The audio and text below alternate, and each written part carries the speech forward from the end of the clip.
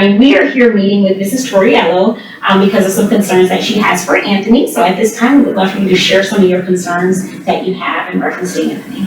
Okay, well, Anthony is just blatantly disrespectful to me. He slinks in my classroom, he slams his backpack on the floor, he doesn't make eye contact. When I ask him questions, he just grunts in reply or blatantly ignores me or answers in some sort of rude fashion or way. I'm done with it. I'm over it. When I call the office to have him removed, he's removed for about 2 minutes, then he comes back, or they just don't come get him at all. Ms. Toriello, when Anthony acts this way, how does it make you feel?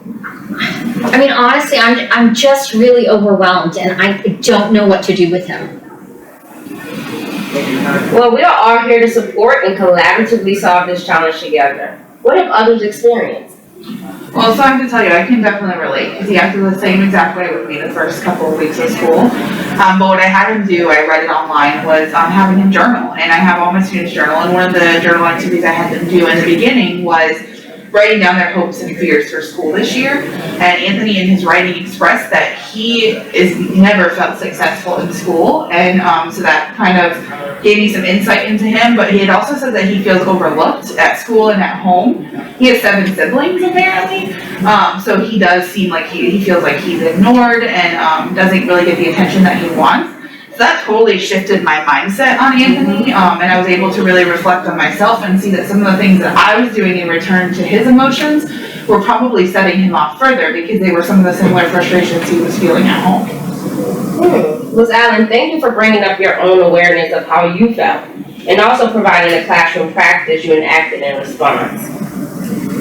Ms. Toriello, what do you typically do when Anthony behaves inappropriately?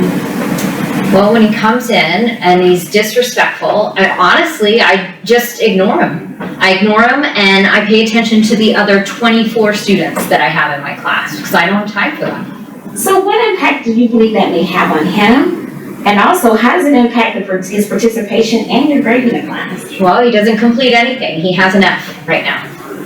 So remember I said in his journal he wrote that he feels completely overlooked because of his siblings, so possibly ignoring him is setting him off even further, which is leading to other behaviors, so we have to consider that.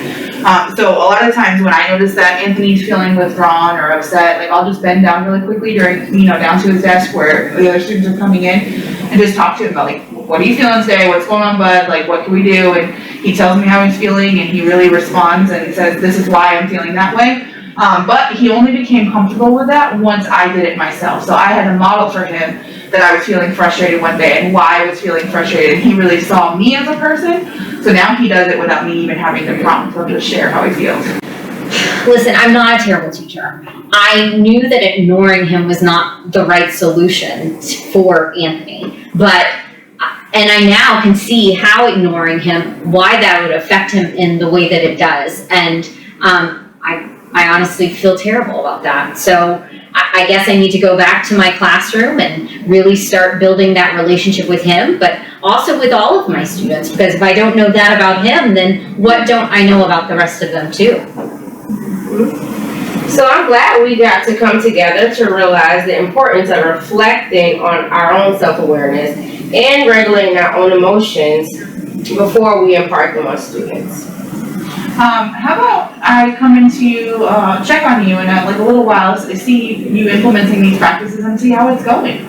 That sounds really good, Miss Allen. And also, if there's any way, I'd love to come in your class when you have Anthony and just see your rapport with him, and even maybe seeing us together could help start build that relationship that I would like with him. Of course, that sounds great.